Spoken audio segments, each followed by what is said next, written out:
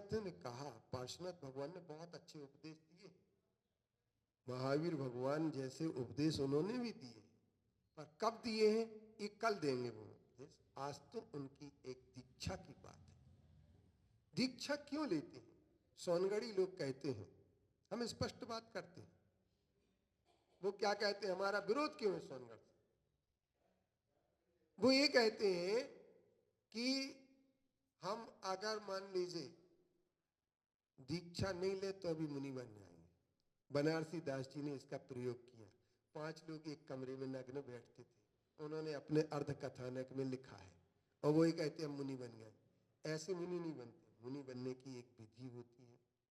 तो भगवान पार्श्वनाथ ने केश लॉन्च किया और नग्न दिगंबर हुए हैं।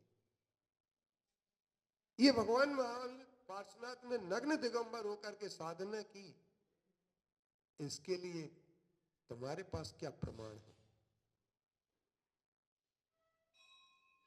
क्या प्रमाण है आपके पास? तो हमारे पास प्रमाण है, सबसे एक बड़ा प्रमाण है खंडगिरी की मूर्ति। खंडगिरी उदयगिरी का आप लोगों ने नाम सुना है क्या? कौन से प्रदेश में है? चंचल काकू। अरे कैसे काकू हो तुम? अब इतनी बूढ़ी हो गई, बच्चों को कैसे बताओगे पोते को कि खंडगिरी उदयगिरी कौन से प्रदेश में है? उड़ीसा। उड़ीसा के कौन से जिले में है?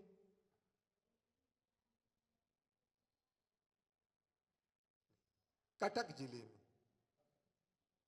तखत नहीं, कटक। कटक जिले में ये हमारा तीर्थ है, और ये तीर्थ में 2 गुफाएं हैं, एक रानी की गुफा है, एक हाथी की गुफा है, और इसमें एक शिलालेख लिखा हुआ है, जो शिलालेख महामेघ वाहन खारवेल ने 24 साल तक जो राज्य किया, उस राज्य में क्या क्या किया वो है।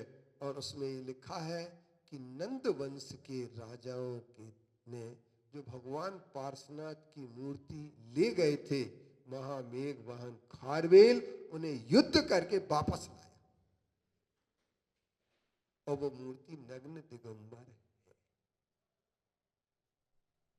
भगवान पार्श्वनाथ श्वेतांबर कपड़े की बात करते हैं, और उन्होंने दीक्षा ली, तो श्वेतांबर भी जब दीक्षा कराएंगे, अंजन सला का कराते हैं, तो उस पंच कल्याण में वो दीक्षा देते हैं। उस दीक्षा में वो क्या करते हैं? भगवान को पहले नग्न करते हैं, तप में जाते हैं, केशलन करते, फिर भगवान को इंद्र आकर के कपड़ा दे देता है। ये इनकी कल्पना है?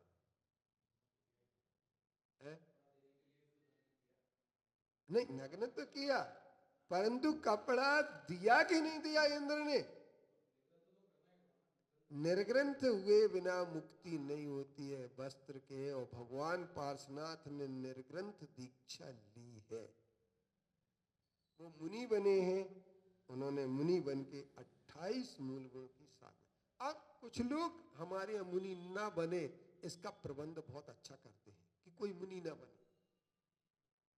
तो मेरे पिताजी भी उसी मत के थे, इस मत के। हाँ, मूछ मंडल के मंत्री रहे। हाँ, मंत्री थे, और विद्वान घर आते थे, रुकते थे, तो वो एक बात कहते थे, देखो भरत चक्रवर्ती ने अंतिम समय में दीक्षा ली, वो मोक्ष हो गया, कपड़े ही नहीं उतार पाए, वो मोक्ष हो गया, उन्हें केवल ज्ञान हो गया, मोक्ष हो गया। क्या फायदा मुनि बनने से? ऐसी साधना करो कि तुरंत मोक्ष। तो हमने उनसे कहा, एक बार हम फिर उनकी मजाक उड़ाने लगे। जब अपन को पूरा ज्ञान हो गया तो वो मेरे पास आते थे, तो मैं उनकी मजाक उड़ाता था। तो मैं कहता था कि तुमने आधा श्वेतांबर अपनाया, आधा दिगंबर अपनाया, कि भरत चक्रवर्ती ने कपड़े उतार ही नहीं पाए, मोक्ष केवल ज्ञान हो गया। तो श्वेतांबरों में भी तो केवल ज्ञान ऐसे ही होता है कपड़े में, और तुमने भी करा दिया कि कपड़े पूरे नहीं उतार पाए, केवल ज्ञान हो गया। तो उनको एक बात बता देना, क्या कि कपड़े उतारने के बाद 1000 बार छठवें और सातवें गुण स्थान में जब जाते हैं तब बाद में श्रेणी का आरोहण होता है, और श्रेणी आरोहण होने के बाद चपक श्रेणी में आरोहण करने के बाद केवल क्या, उन्हें बता देना। किनको बता देना? जब भी कोई भी बात हो, क्योंकि हमारे मंदिर में भी बहुत सारे घुसपैठिया लोग आ जाते हैं जो स्वाध्याय के नाम पर स्वाध्याय करें, कोई दिक्कत नहीं है, स्वाध्याय होना चाहिए और जरूर करना चाहिए स्वाध्याय, लेकिन स्वाध्याय के नाम पर क्या नहीं होना चाहिए? घुसपैठ।